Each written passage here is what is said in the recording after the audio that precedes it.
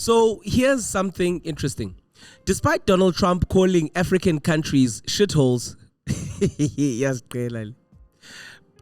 despite that, and not finishing the building of his great southern border wall that was meant to protect all Americans, Trump's policies, though, for Africa specifically and by extension South Africa, offer a better condition for us to grow as a region and a continent and even as a country with less interference, and also allows us to have a choice in who and how we deal with other countries. So in this opinion video, it's my opinion, we're going to look at some parts of the South Africa and Africa relationship with the United States and see what a Harris presidency could do for Africa and what a Trump presidency could also mean for Africa. Africa has not featured much in the foreign policy discussions leading up to the US presidential election, the one that's happening today. But the outcome will have a significant impact on African countries and even beyond. Africa has the world's fastest growing populations and economies, as well as the critical mineral resources that are needed for the world's green energy transition. We're pretty bloody important. Now, historically, successive US governments have neglected this very continent, seeing it merely as just a security problem to be manage them, man, and also to be profiteered from through and through. They've done this through extraction, and they've also left us in debt. All of this has created a vacuum of influence which has been filled by nations like China and also Persian Gulf nations. Policies drafted to counter these rivals have led to criticism that the United States' relationship with Africa is now more than ever very reactive. But in order for us to understand why the United States under Donald Trump will be a very different country from the United States under Kamala Harris, you have to look at the official strategy documents from each of the governments. Now, considering that Harris has never actually been president, you have to use the Biden administration's strategy as a comparison, as she was part and parcel of that very government, which many analysts actually believe will not be too far off from what her government and her policies would likely be should she become the next US president. Okay, let's start with the Harris-Biden strategy. Now, as per the executive summary of the United States strategy towards sub-Saharan Africa, written in August of 2022, this was the Biden administration strategy. To the United States, the sub-Saharan African region is critical to advancing their global priorities. It has one of the world's fastest growing populations. Africa will be 25% of the world's population by 2050. We have one of the largest free trade areas, AfCFTA, the most diverse ecosystem with the world's second largest rainforest. Yes, it's in Africa. And Africa also holds 30% of the world's critical minerals. And we're also one of the largest voting regions at the United Nations level. We're worth 28% of all votes there. The core strategic objectives for the Harris Policy Foundation will be more of the same. They want to foster openness and open societies. They want to deliver democracy and security dividends. They also want to advance pandemic recovery and economic opportunity, as well as support conservation, climate adaptation, and the just energy transition. Very bureaucratic sounding stuff there, but we're going to break it down and we're going to use a few key points from this document. Now, when looking at the fostering openness, what sticks out almost immediately to me is that the US is saying they want open societies that are generally more inclined to working in common cause with the United States. They also want to attract greater US trade and investment, and they want to pursue policies to improve the conditions for their citizens and also to counter harmful activities by the People's Republic of China, Russia, and other foreign actors. Now, this stuck out to me in particular because it's clear that the US interests in Africa, and by extension in South Africa, are led and closely tied to them countering China, Russia, and by extension BRICS influence in the region and the continent. and not necessarily what is best for Africa and South Africa. Now, this becomes tricky when you consider that their help will be coming at the cost of Africa having to be caught up and caught between a rock and a very hard place. They will want us to choose, right? They'll want us to choose based on their bias, not on the deal that's on the table, not on whether that deal is good for us or not. I find that problematic. Now, the second point that stuck out to me, the United States wants to assist African countries to more transparently leverage their natural resources, including energy resources and even critical minerals. They want to do this for sustainable development while helping to strengthen the supply chains that are diverse, open, and predictable. Do you believe that? I don't know. Has that ever happened before? I don't know. Okay, do with that what you will. Maybe it's the honesty to me. It just really shocks me. But I guess again, this is the United States, and they are bringing us democracy and lots of freedom. Let's go to point number 3. The United States says that they will support African democracies by backing civil society, including activists, workers, and reform-minded leaders who empower marginalized groups such as LGBTQI+ individuals, centering the voices of women and youth in reform efforts. And also what they want to do is to defend free and fair elections. How nice of them. So I have nothing against this posture, but one of the biggest criticisms of this is that the United States has many times been accused here on the continent and elsewhere of moving shifty by trying and sometimes succeeding in enforcing not just democracy, but also their values into economic and business agreements, which doesn't make sense, to be frank. And that's why a lot of African countries just don't truly feel free doing business with the United States. It's never just business with them. Now, this could just likely be a smokescreen for them into using NGOs and other funded civic organizations and the likes. Organizations that put pressure on African and even South African governments to do their bidding, to do what they want, just not directly. Point number 4 from the Harris-Biden strategy. The United States will work with African countries to promote a stronger growth trajectory and debt sustainability, which will include the leveraging of multilateral institutions, global partners, and international initiatives to support the region's economic recovery. That's what they're saying. Now, if America really wanted to get Africa out of debt, they would offer better economic deals, debt amnesty, where obviously it makes sense, and also they would start to push for sustainable infrastructure projects like they did in places like Saudi Arabia when they first started their relationship, which was based off natural minerals and resources, the same things that they get here. And lastly, this is a point that stuck out to me. The United States says that it will continue to pursue public-private partnerships to sustainably develop and secure the critical minerals that will supply clean energy technologies that are needed to facilitate the global economic energy transition.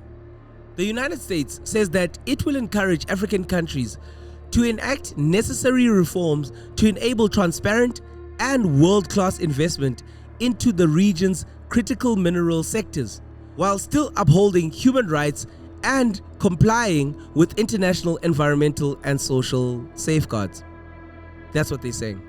Now remember that the US is part of the IPG Just Energy Transition deal that wants us, South Africa, to decommission our power stations and go to untested renewable energies that are meant to help run this country a bit better. That's what they say.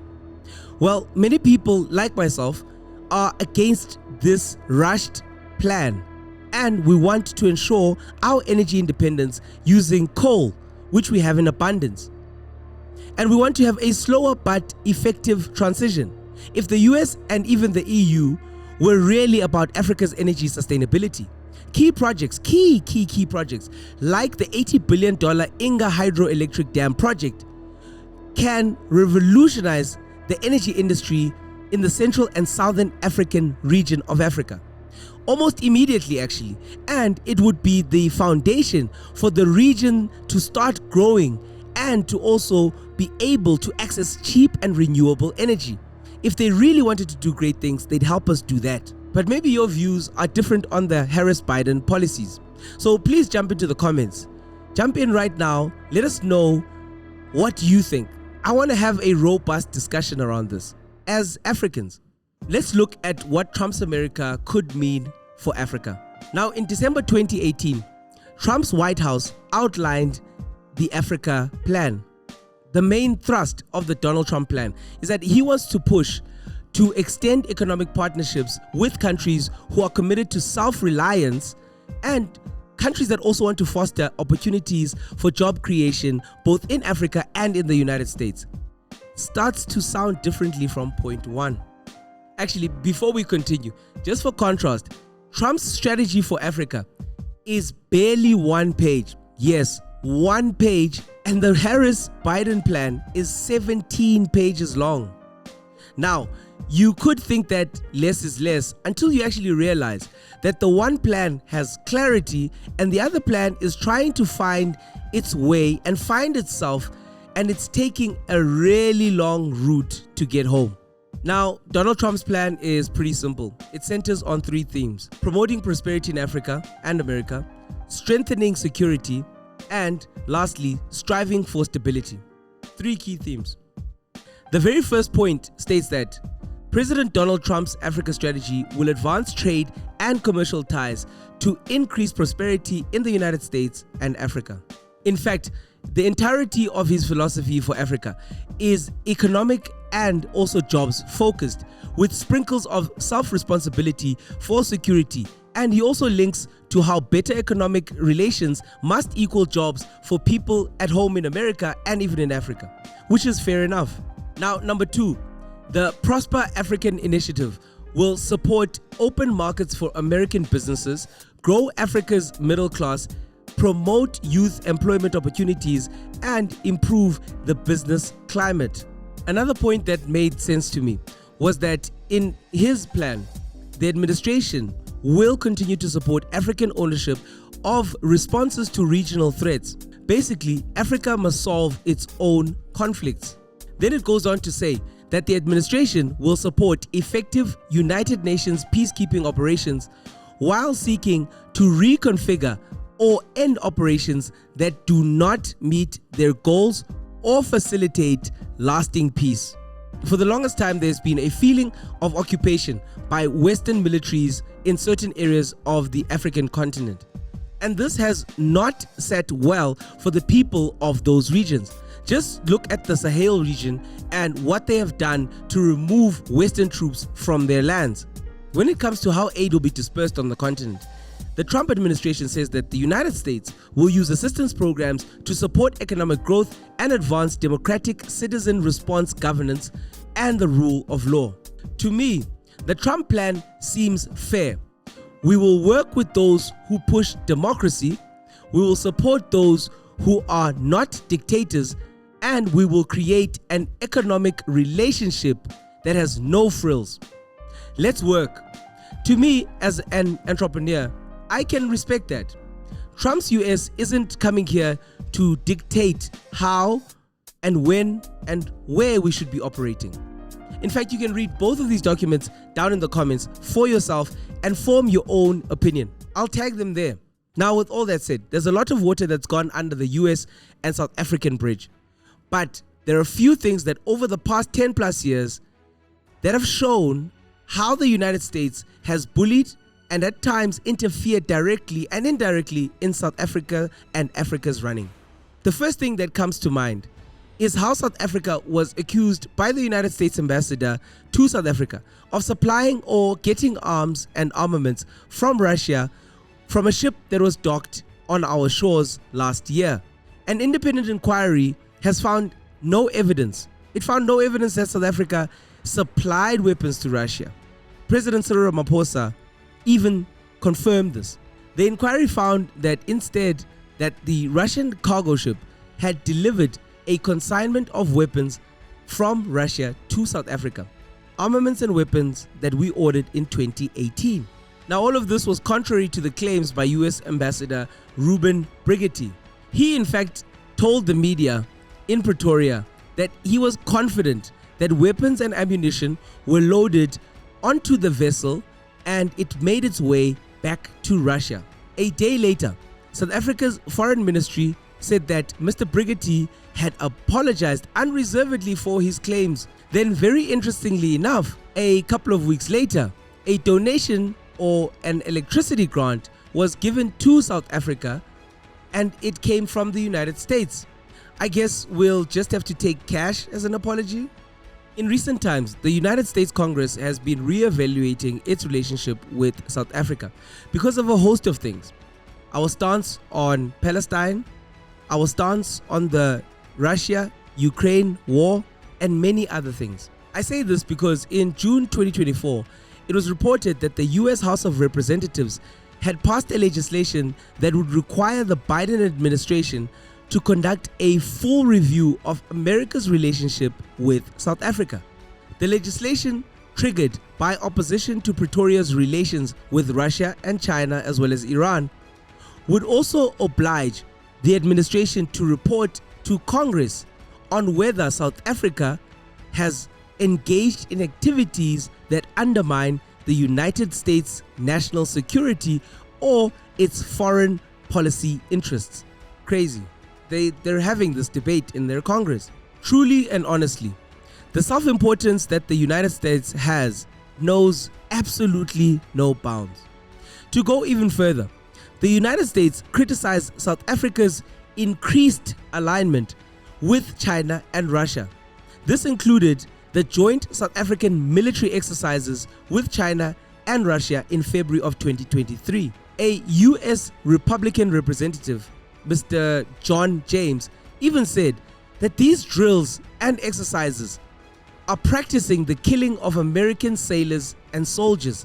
How, Sway? How? Why do we allow the United States to go about policing the way that countries operate and who they deal with?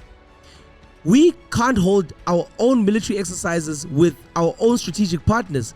On what grounds? We don't stop them. We don't stop the US, nor do we question them from holding military exercises with illegal states that kill and occupy land. The other thing that people need to understand very clearly is that South Africa is and will always be vocal about what is going on in Palestine as a matter of principle and also a key cornerstone of our international relations policy. The United States doesn't particularly like this stance. They don't like us being sovereign. The same United States rep also derided the government of South Africa for hosting the BRICS conference in Johannesburg in August of 2023. This is not fantasy. This actually happened, guys. The United States doesn't want South Africa in the BRICS formation. They want us only answerable to them and the West. Now, to understand America's hold on Africa and in particular South Africa, you have to understand AGOA, the Africa Growth and Opportunity Act, a program that was launched by the former US President Bill Clinton in the year of 2000. This act provides eligible countries from Africa, like South Africa, with tariff-free access to US markets. And this program still carries a lot of weight on the continent. South Africa was the continent's largest beneficiary of AGOA in 2022. We exported 178 billion rands worth of goods to the US while importing around 134 billion rands worth of goods from this program. In particular, South Africa has accounted for 99% of the African automotive sector's exports to the US markets since AGOA's inception. The South African automotive industry, for one, has been a major beneficiary of AGOA. We have to say this. With substantial two-way automotive trade having taken place between the two countries. The list of AGOA products includes raw materials, textile products, and clothing. The trade agreement, which extended to 2025, grants tariff relief for imports from more than 30 countries in sub-Saharan Africa. Now, according to the UN Comtrade database, the US was the second most important export destination for goods from our country. This is after China, which is just under 9%. Now, because of this agreement, the US in 2015 under the Obama administration was able to renegotiate a crazy deal. A deal that would deal a blow to South Africa's chicken industry. Yes, chicken. We've gone from cars to chicken. Let me explain. Just this year, 2024, South Africa's poultry producers renewed their call for anti-dumping duties on the United States chicken imports in order to defend the local guys. Genuinely speaking, there's no reason why South Africa should be importing chicken from anywhere else in the world, let alone America, unless there's a bird flu epidemic or incidents that escalate, or something of the sort. Other than that, I say, nah, we shouldn't be doing it. But yeah, the duty-free allocation mandated by AGOA, as it stands, allows these imports to enter South Africa's poultry industry without any penalties. No duty-free chicken quota. No AGOA benefits for South Africa. No benefits for our automotive, steel and fruit exporters. Those were the terms that the US set to South Africa. And unfortunately, our poultry producers took one for the team. And the US chicken portions flowed right into the country at dumped prices, but without any penalties. After exporting only 330 tons of poultry to South Africa in 2015, the United States secured a duty-free quota of 65,000 tons for 2016, and the allocation has risen every single year since then. The current quota for the year to March of 2024 now stands at 72,000 tons of US chicken that can be allowed into the country tariff-free. Nearly all poultry products from the US are bone-in chicken portions, such as leg quarters, to which anti-dumping duties would have applied under the anti-dumping rules that applied before. For the first 3 years, US imports exceeded the quota, so the excess would have been subject to around 9 Rand 40 cents per kilogram based off the anti-dumping duties, which have been in operation since 2000. It is that duty which has just been renewed. However, since 2020, imports of US chicken have been below their allowed annual quota, substantially so because in 2022 there was a bird flu outbreak which limited a lot of the US production. The total to March this year will be another low one. It is bird flu that has in essence protected South Africa's poultry production from US chicken imports, and not necessarily any anti-dumping duties which the US has circumvented by pressurizing us via AGOA.